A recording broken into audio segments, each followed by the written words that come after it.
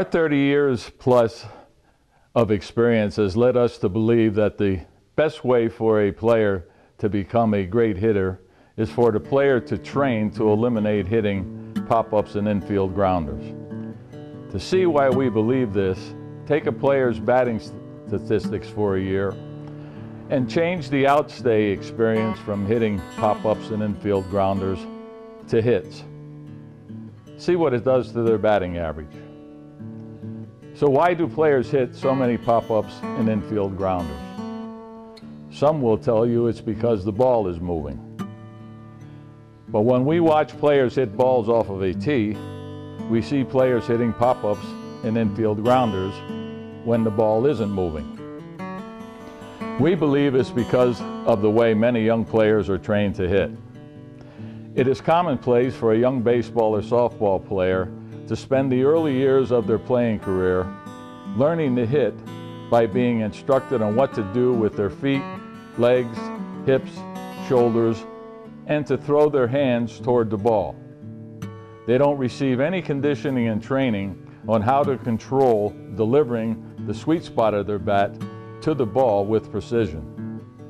In our opinion, this type of training produces a player who has to step into the batter's box during a game, faced with the challenge of determining if the ball approaching them is going to be a strike or not.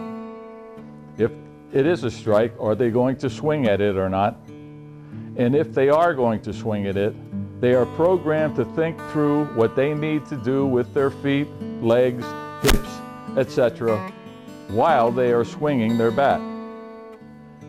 All within the time the ball leaves the pitcher's hand and enters the player's hitting zone. We believe this results in the following. At the moment the player decides they are going to swing their bat, their mental concentration shifts from their visual focus on the ball to the mental processing of the physical steps of swinging their bat. We believe this mental shift disrupts the visual tracking of the ball. This results in the destination of the barrel of their bat being directed by the muscle memory of throwing their hands toward the ball, as opposed to controlling the travel of the sweet spot area of their bat to a specific spot on the ball. And it disrupts the timing of the player's bat swing, of course resulting in the bat topping the ball, undercutting the ball, having the ball's contact on the bat occur outside the sweet spot area of the bat, thus producing pop-ups and infield grounders. We also believe this is why so many players fall victim to an off-speed pitch, such as the changeup. In our opinion, this type of training also produces a player who enters the batter's box lacking the most important ingredient necessary for being a great hitter, and that is confidence. A large percentage of players who sign up for Little League baseball and softball quit playing before they enter high school because they lack the confidence they will ever be capable of hitting. As a result, they are deprived of all of the opportunities available to a good baseball and softball player.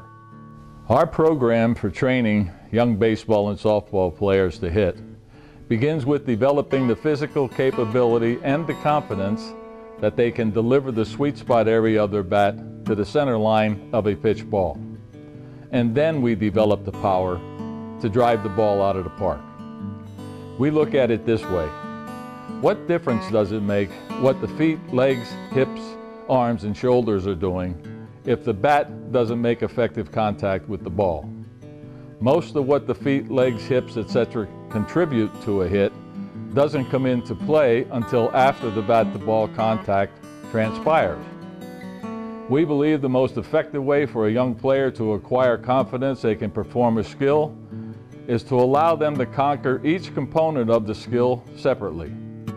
Our training begins with our hanging bag program that conditions the player to deliver the sweet spot of their bat to the ball with precision, while at the same time develop an effective bat swing muscle memory. We then move on to our T-post based program that develops a single bat swing muscle memory for hitting balls traveling in all areas of the strike zone. We then condition the player to visually track the ball so they have control of hitting the ball at a specific location they want the bat-to-ball contact to occur. Our training then incorporates our tailor for producing quickness into the start of the player's bat swing. Last but certainly not least, we employ our L-rod for producing speed into the travel of the barrel of the player's bat. Once the bat swing muscle memory is effectively in place, we develop the timing necessary for hitting pitch balls via our strategically designed batting practice. A more detailed explanation of our products can be obtained by clicking on Products. Ordering of our program can be processed by clicking on Shopping Cart.